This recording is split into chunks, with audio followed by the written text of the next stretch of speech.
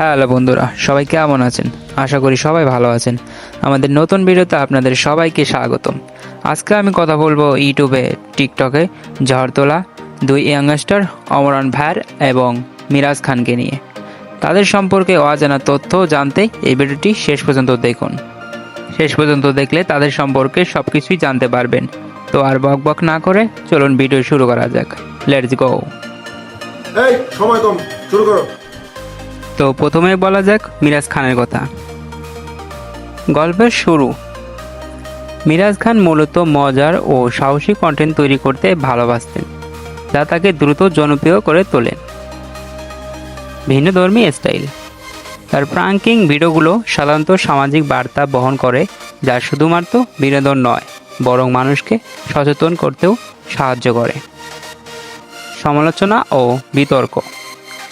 জনপ্রিয়তার পাশাপাশি কিছু ভিডিওর কারণে তিনি বিতর্কের মুখেও পড়েছেন, কিন্তু তিনি সবসময় ইতিবাচক মনোভাব ধরে রাখার চেষ্টা করেন।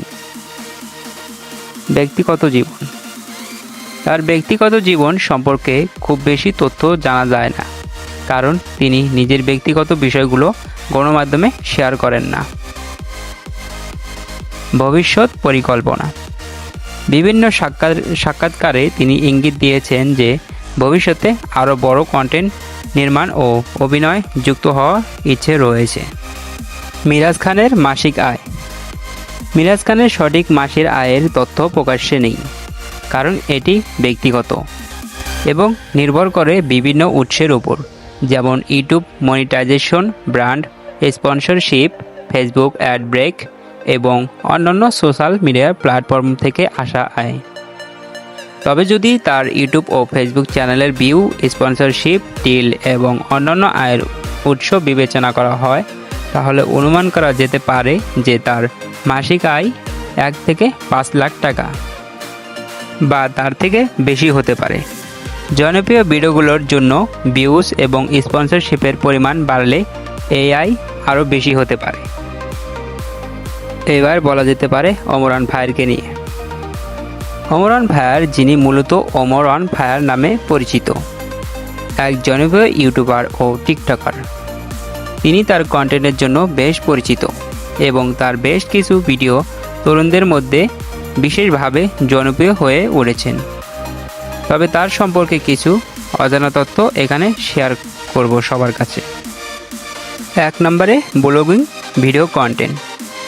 অমরান ভাইয়ার মূলত ভিডিও কন্টেন্ট এবং মজাদার লাইফস্টাইল ভিডিও তৈরি করে থাকেন, যা তরুণদের মধ্যে হাস্যরস এবং বিনোদনমূলক।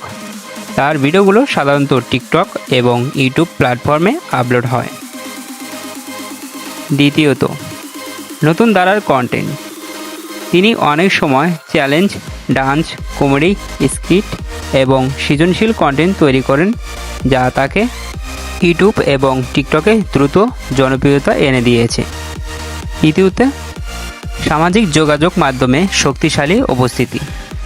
টিকটক, ইউটিউব এবং ইনস্টাগ্রাম তার বিশাল ফলোয়ার বেশ রয়েছে এবং এই প্ল্যাটফর্মগুলোতে তার ফলোয়ারদের জন্য তিনি নিয়মিত নতুন কন্টেন্ট আপলোড করেন।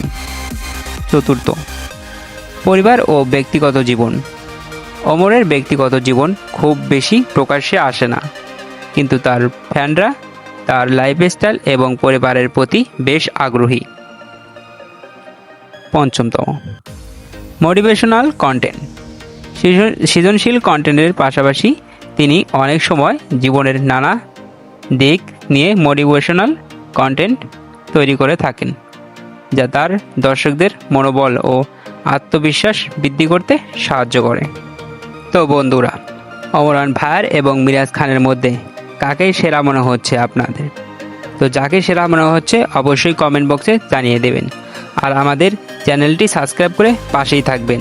আর নতুন ভিডিও আসা পর্যন্ত সবাই অপেক্ষা করবেন। ধন্যবাদ সবাইকে।